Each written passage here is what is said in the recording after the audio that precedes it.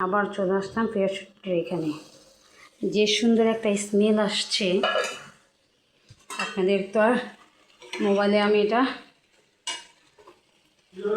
ঘন্টা শুনতে পারবো না।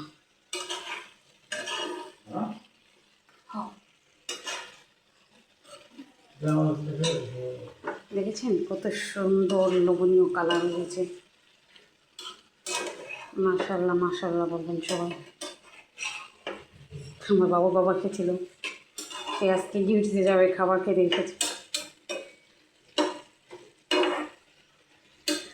হয়ে গেছে আমার সত্যি সব সিদ্ধ হয়ে গেছে।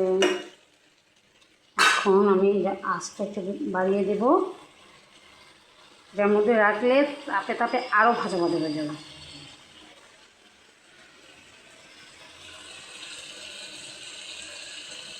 আজকের জন্য রান্নাবান্না এখানেই শেষ। লাউ দিয়ে ডাল, ভাত রান্না করছি, শুটকি দিয়ে সবজি।